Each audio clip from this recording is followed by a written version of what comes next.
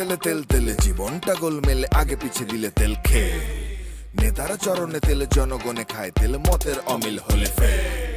কেউ করে কারবারি, কেউ করে দরবারি, কেউ করে বাড়াবাড়ি, কেউ করে কারাকারি, তিল থেকে তাল হলে পে।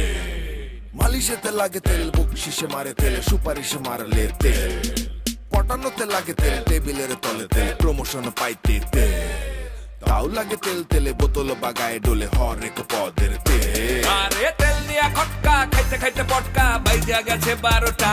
তাই খায় তেল ছাড়া পরোটা, জোশ। তেল ছাড়া পরোটা, আহা, তেল ছাড়া পরোটা, দেন না। তেল ছাড়া পরোটা, তেল ছাড়া পরোটা, আহা, তেল ছাড়া পরোটা, তেল ছাড়া পরোটা, দেন না। তেল ছাড়া পরোটা।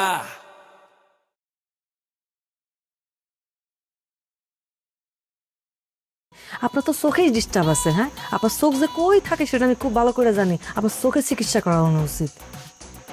তুমি রাগলি না আরো সুন্দর থাকবে। হ্যাঁ, চুপ করেন। আপনার যে মতলবটাকে হেরাও আমি খুব ভালো করে জানি। তাড়াতাড়ি ইন্টারনেট বিদায় হন, না কিন্তু ঝামেলা হয়ে যাবো।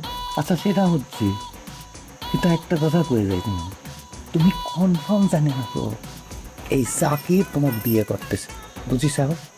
যাও তাই ঘুমাও। জীবনও না। আচ্ছা সেটা কেন? আর বেশি যদি কথা কন না, এই যে এই জানলাটা কিন্তু বন্ধ হয়েছে।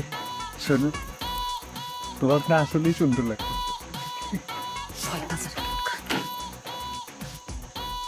এই নয়নতারা, এই নয়নতারা বাইরো, বাইরো, এই নয়নতারা বাইরো, বাইরো, বাইরো। এই কি শুরু করলো? হ্যাঁ, রাত্রিবেলা এনে চিল্লাচিল্লি করো কেন? আমার মায়ের বাইর কর, বাইর কর। মাইয়ের বাড়ি করবো মানে? আমার জান্নাত এক্ষুনি বাইর করে আন। জান্নাত এখানে নাই তো। একদম ফালতু কথা আমার সামনে সব করে কিন্তু পার পাওয়া যাবে না। আমার মায়ে ঘরের মধ্যে আছে, মায়ের বাইর করতে হবে। আমি কইতাছি জান্নাত এখানে আসে নাই। আমি তোমার সব চ্যাটাং চ্যাটাং কথা শোনার জন্য এখানে আসিনি। আমার মায়া লাগবে, আমার মায়া বাইর করিনি। হ্যাঁ, আমি করছি না জান্নাতের নাই। যাও, ভালো বেলা এনে চলে যাও। আমার বাপের কাছ থেকে আমি শুনে আইছি কথা কও। আমার বাপ তো কিছুই করতে চাইনি, তখন বরবর করে সব বাড়িয়ে গেছে। হ্যাঁ, সে নিজে কি কইছে? জান্নাতটা তার মার হাতে সে তুলে দিছে।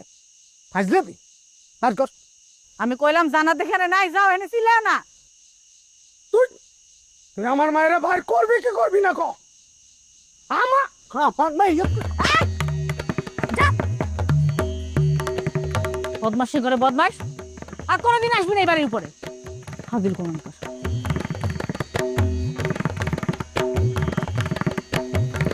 আমার মায়ের ঘরের মধ্যে আটকায় রেখে তুই পার পাবি না। আমার মায়ের জান্নাত আমি তালা। শোনো দাদা, আমি তো গ্রামের সব মানুষের সাথে মোটামুটি কথা কয়েছি, তারা কেউ তোমার বাড়ির উপরে যেতে চায় না, সালিশি করতে চায় না। কয় তোমার বাড়ির উপরে গেলি ইয়াসিন উল্টা পাল্লা করে, তার ব্যবহার তো খারাপ না, জানোয়ারের মতোই, বুঝছো না? কেউ যাবি না। বললাম না হবে জানে। তো আমি তোমার নিয়ে আইছি যে এই জায়গাটা দেখো, এইখানে তো মাঝে সাঝেই অনেক বিচার সালিশি হয়েছে না? তো যদি এইখানে করি তাহলে তোমার কোনো আপত্তি আছে না? না, আমার আপত্তি থাকবে কেন? গ্রামের বেশিরভাগ বিচার সালিশ তো এই জায়গায় হয়। আর আমার বাড়ি যদি না যেতে চায় তাহলে আর আমি আপত্তি করার কি আছে? তুমি যেটা ভালো মনে করো তাহলে সেইটাই করো। তাহলে আমি সবাই কই দেবো না, কালকের মধ্যে এখানে একটা সালিশি রাখি, ওই সালিশে তোমার বাড়ির উপরে যেটা হবি ওইটাই এইখানে হবি। মোটামুটি গ্রামের সবারই আমি জানাই দিচ্ছি। আর একটা কথা তোমারে কই, তুমি তোমার ছাওলের ব্যাপারে অনেক কিছু চাপায় রাখো, করতে চাও না, করতে চাও না, গলার মধ্যে আটকে থাকে। আসল কথা হলো যে জান্নাতের নামে যে অ্যাকাউন্ট হয়েছে সেটা ঠিক আছে, কিন্তু ও যে ওর নামে একটা অ্যাকাউন্ট করছে, সেইখানে কত টাকা জমা হয়েছে, কত টাকা মারছে, কোত্থেকে কি আছে, এইটা তুমি জানো। এটা কিন্তু সকলের সামনে তোমার তো দিবি কয়ে দেবো, আমি সব কিছু করবো। তুমি জানো না দাদা, ও আমার কবেতে জ্বালাচ্ছে। আমি ছোটবেলায় ওর একটা ভালো খেলনা এনে দিলি, ও কয় কি না এটা আমি নেবো না, আমার আরো দামি খেলনা এনে দিতে হবে। তুমি কও, আমি হচ্ছে গরিব মানুষ, ও তো দামি দামি খেলনা আমি কোন জায়গায় পাবো? দামি দামি জিনিসপত্র আমি কোন জায়গাতে এনে দেবো? তখন আমি বুঝেছি ওটা ও কৃষকের ছেলে না, ও আমার ছেলে হতেই পারে না। ঠিক আছে, এই কথা যেমন কবা, আবার জান্নাতের মার সাথে ছাড়াছাড়ি হওয়ার পরে ও কোথায় যায়, কি করে, কার সাথে সম্পর্ক, সব খবর কিন্তু তুমি নিয়ে এই সালিসিতে জানাবা। ঠিক আছে দাদা, খালি আমার একটু সময় দাও। ও জান্নাতের মাঝে তালাক দিছে না কি করিছে, আবার ও কোন জায়গায় যায়, সেই জায়গায় যায় বিয়ে করিছে কিনা, আমি সব জানে শুনে তোমাকে সব কই দেবো। আচ্ছা ঠিক আছে, তাহলে কথা পাকা। আমি গ্রামবাসীদের সবাই জানাচ্ছি যে এইখানে সালিসি করব, তার তোমার বাড়ির উপর জাতি হবে না, ঠিক আছে? ও দা, হ্যাঁ তুমি একটু বসো, কেন? আমি তোমার একটু চা খাওয়াই। হ্যাঁ না, চা খাবো না। না দাদা, আমার ইচ্ছে হয়েছে আমি তোমার একটু চা খাওয়াবো। ও তোমার ইচ্ছা হয়েছে? হয়। তাহলে তো খাতি যাও, নিয়ে আসো, দুই খেল নিয়ে আসো। হয় নিয়ে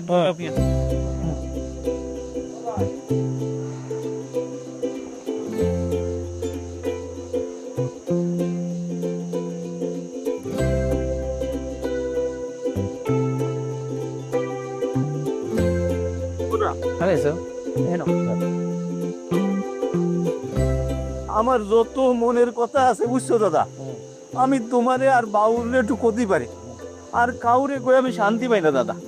ও মনের মধ্যে কথা চাইবে রাখতে নাই, যতক্ষণে বাইর করে দিতা ততক্ষণে সুস্থ থাক।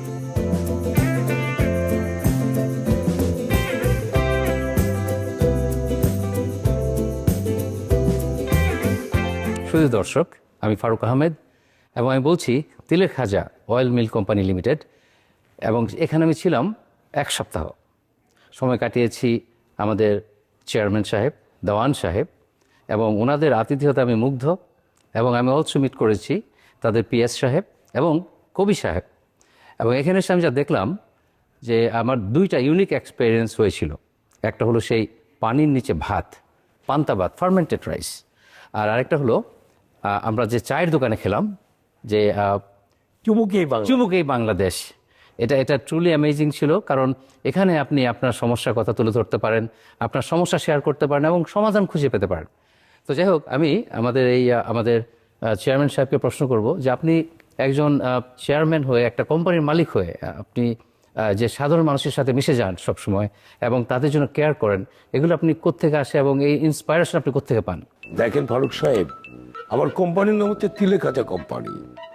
এই যে তিলে খাজা, এই তিলে খাজা কিভাবে হয়, কারা উৎপাদন করে, ওই শ্রমজীবী। আমাদের ইতিহাস, পূর্বপুরুষের ইতিহাস, আমার বাবা, আমার দাদা, তার বাবা তিলে খাজা বিক্রি করত। এই যে তিলে খাজা, এই শ্রমিক ছিল, এই যে মেহনতি শ্রমিক যে ছিল, তারাই বানিয়েছে তিলে খাজা। সেই তিলে খাজা বিক্রি করে আজকে আমি এই জায়গায় আসছি। তার মানে তিলে খাজা, সেই শ্রমজীবীদের টাকায় আজকে আমার এই ইন্টারেস্ট। এই যে আমি শিল্পপতি, তার মূল কারণ ওই তিলে খাজা। তিলে খাজার কারণে আজকে আমি যেহেতু শিল্পপতি, আমি তাদেরকে কি করে বলি? তাই আমি ছুটে গেছি কৃষকের কাছে, আমি ছুটে গেছি কুমারের কাছে, আমি ছুটে গেছি কামারের কাছে, শ্রমিকের কাছে। তাদের শ্রমে ঘামে আমরা সবাই বেঁচে আছি, তাদেরকে বলিনি। আমি মনে করি এই পেশার মানুষগুলোকে মর্যাদাবান করতে হবে, মর্যাদার আসনে প্রতিষ্ঠিত করতে হবে। তাই আমার উদ্দেশ্য এই শ্রমিককে, এই চায়ের দোকানদারকে সমাজে প্রতিষ্ঠিত করা। এই যে দেখবেন নারীরা আমার চায়ের দোকান চালাচ্ছে, এদেশের 50% নারী। এই 50% নারীকে যদি আপনি অবহেলা করেন, তাদেরকে বঞ্চিত করেন, তাহলে কি দেশ আগাবে? তাই আমি নারীকে চায়ের দোকানে বসিয়ে দিয়েছি। শুধু চায়ের দোকানে বসিয়ে দিইনি, সে চা বিক্রি করছে আর গণমানুষের কথা শুনছে, সংকট শুনছে, সমস্যা শুনছে এবং ওদেরকে ওখানে বসিয়ে সমাধান দিচ্ছে। এই আইডিয়াটা আমি সারা দেশে ছড়িয়ে দিতে চাই এবং আপনার মাধ্যম সারা পৃথিবীর মানুষকে বাংলাদেশ সম্পর্কে জানিয়ে দিতে চাই। বাংলাদেশের নারীরা জানলে কি করতে পারে, এটাই আমার উদ্দেশ্য। Truly inspiring. আমি শিওর আপনারা দেখে বাংলাদেশে আরও যারা বিত্তবান আছেন আপনার মতো, তারাও এগিয়ে আসবেন এবং বাংলাদেশের গড়ার কাজে জয়েন করবেন। এখন আমি কথা বলবো আমাদের পিএস সাহেব। তো ভাই, আপনি যে ওনার সাথে আমাদের চেয়ারম্যান দেওয়ান সাহেবের সাথে এত বছর ধরে কাজ করছেন, আপনার কি অভিজ্ঞতা? এক কথায় বলতে গেলে আমি মুগ্ধ, আমার প্রাণটা ভরে গেছে। আমি যে মানুষের পৃথিবীতে জন্মগ্রহণ করেছি, সেটা পূর্ণতা পেয়েছে আমার স্যারের সাথে কাজ করতে গিয়ে। কিন্তু সমাজে এত ব্যবসায়ী আছে, ব্যবসার চিন্তা ভাবনা হচ্ছে শুধু বিজনেস করা, প্রফিট করা। কিন্তু আমার স্যার সেই জায়গা থেকে অনন্য, অসাধারণ। স্যার ব্যবসার কথা চিন্তা না করে কোনো মানুষের কথা চিন্তা করছে, সাধারণ মানুষের কথা চিন্তা করছে, মানুষের সাথে মিশে গিয়েছে, আমাদেরকে সবাইকে মিলেমিশে একাকার করে দিয়েছে। তিনি স্যার গণমানুষের জন্যে তার যে চিন্তা, তার মহতে চিন্তা, তার প্রজেক্টের নাম হচ্ছে কৃষি বিপ্লব। কৃষক বাঁচলে দেশ বাঁচবে। তার এই ধারাবাহিকতায় স্যার তার দ্বিতীয় যে প্রজেক্ট, পান্তা প্রজেক্ট, পান্তার সাথেও কিন্তু সেই গণমানুষ, সেই কৃষক তারা যুক্ত। এই জন্য স্যার চিন্তা করেছেন অন্য কোনো প্রোডাক্ট এক্সপোর্ট না করে দেশের বাইরে সেই কৃষকদের যে পান্তা ভাত সেটা এক্সপোর্ট করবেন। পান্তা এক্সপোর্ট করা মানে হচ্ছে বাংলাদেশের একটা বড় পার্ট এক্সপোর্ট করা। এই জন্য আমরা সবাই স্যারের কর্মযোগ্য দেখে আরও বিমোহিত, আরও মুগ্ধ। কারণ স্যারের যে থার্ড প্রকল্প চায়ের চমকে বাংলাদেশ, সেটা কিন্তু পিছনে আরও অনেক গভীর দর্শন আছে।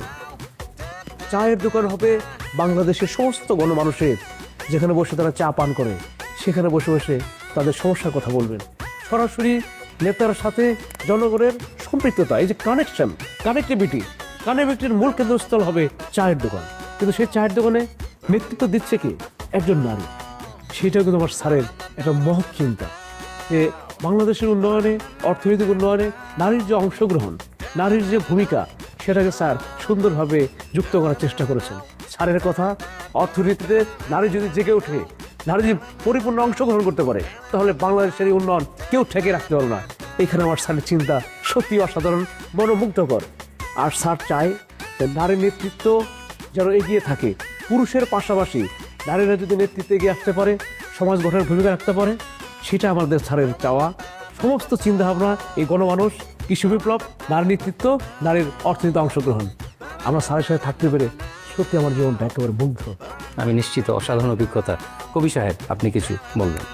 আমি আসলে কি বলবো, কারণ স্যারের পেয়ে তো বললেনই সব কিছু, আমি নতুন করে আর কিছু বলার নেই আমার। ফারুক সাহেব উনি শুধু কবি না, উনি নাট্যকার। তো আমি আসলে স্যারের সাথে মিশে আমার সবচেয়ে বড় যে প্রফিটটা হয়েছে সেটা হলো যে আমি দেখেছি যে জীবনে কিছু কিছু মানুষ আছে যাদের সাথে দেখা হয়ে গেলে মানে জীবনের গতিপথটাই একটু পাল্টে যায়। স্যারের সাথে আমার দেখা হওয়ার পরে আমার জীবনের গতিপথ পাল্টে গেছে। তাহলে আজকে আপনার মুখোমুখি বসে আমি এরকম একটা সাক্ষাৎকারের জায়গায় আসতে পারতাম না।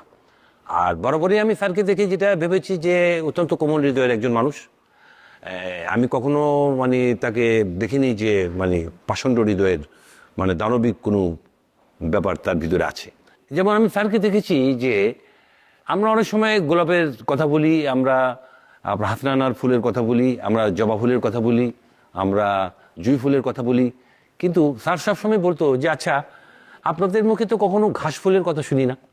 তখন আমার কেন যেন মনে হয়েছিল যে ঘাস ফুলের কথা স্যার কেন মনে করতে বললেন। আমি চিন্তা করে দেখলাম যে আরে ঘাস ফুল তো কেউ রোপণ করে না, কেউ চাষ করে না, হ্যাঁ, কেউ এর পরিচর্যা করে না। তখনই আমি স্যারকে মনে হয়েছে যে একটা মহৎ হৃদয়ের একজন ব্যক্তি, এবং যার সংস্পর্শে এসে আমিও নিজেকে একটু পাল্টাচ্ছি। আরেকটা বিষয় যুক্ত করতে চাই, যে ঘাস ফুলের কথা যে বললেন, আমার স্যার কিন্তু সেই গণমানুষের কথা চিন্তা করেছেন। স্যারের চিন্তা হচ্ছে, স্যারের দর্শনটা হচ্ছে সেই ঘাস ফুল হচ্ছে গণমানুষ, গণমানুষটাই বাংলার ঘাস ফুল। এটা আমার স্যারের সুন্দর চিন্তা। আপনি এই যে আমাদের ইন্টারভিউ নিলেন, এই যে হাজার হাজার না কোটি কোটি পৃথিবীর কোটি কোটি দর্শক আপনার কথা শুনছেন, তাদেরকে জানিয়ে দিন আমাদের ফিলোসফি। তারা বুঝুক বাংলাদেশের নারীরা জাগছে, বাংলাদেশ জাগছে, তারা যেন আমাদের পাশে থাকে। অ্যাবসলিউটলি। প্রিয় দর্শক, আপনারা এনজয় করেছেন আমাদের এই ভিডিও। আমি এক সপ্তাহ কাটালাম আমাদের প্রিয় চেয়ারম্যান সাহেব, দেওয়ান সাহেব, তার পিএস এবং আমাদের কবি সাহেব, এবং অসাধারণ এক সময় কাটিয়েছি। অসাধারণ এক অভিজ্ঞতা ছিল, এবং তাদের সাথে এখানে এসে আমি চিনলাম, জানলাম পান্তা ভাত, পানির নিচে ভাত, ফার্মেন্টেড রাইস সম্পর্কে, এবং সেই স্পেশাল বিশেষ চায়ের দোকান যেখানে যে মানুষ সমস্যা সমাধান করে এবং সমস্যা নিয়ে আলোচনা করে। It is truly inspiring. এবং আমি রিয়েলি থ্যাঙ্কিং চেয়ারম্যান সাহেবকে যে তিনি তৃণমূল মানুষের লাইফ যেভাবে চেঞ্জ করে দিচ্ছেন বাংলাদেশের গ্রামে গঞ্জে, সেটা সত্যি প্রশংসার দাবিদার। এবং আমি আশা করব আমার ভিউয়ার যারা আছেন দেশ এবং দেশের বাইরে, তারা সবাই সময় করে এখানে আসবেন এবং এসে দেখে যাবেন নিজ চোখে যে কি বিপ্লব তিনি সাধন করেছেন আমাদের এই দেওয়ান সাহেব। Thank you.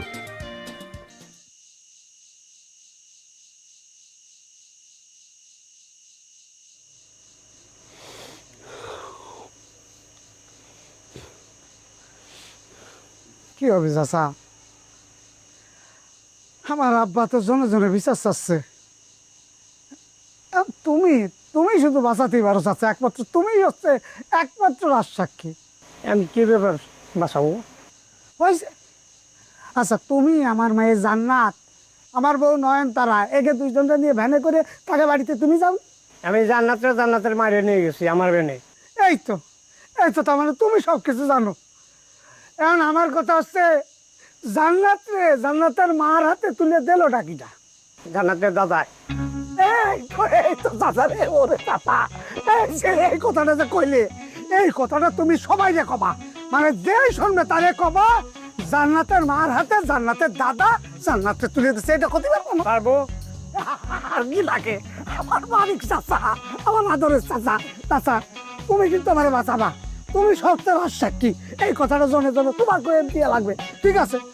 আচ্ছা, তুমি চার দোকানে যাও, আমি এখনই জামাটা পরে আসতেছি। যাও যাও যাও যাও। আমার নয় বিচার দিয়া দেখতেছি।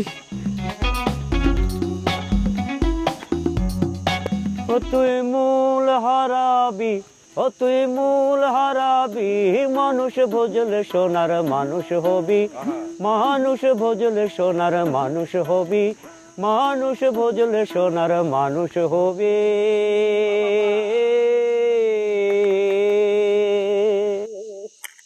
আরে বাবু, তোমার কণ্ঠে গান শুনলে মনটা একদম জুড়িয়ে দেয়। তো সমবেত গ্রামবাসীগণ, আপনারা নিশ্চয়ই সবাই ভালো আছে।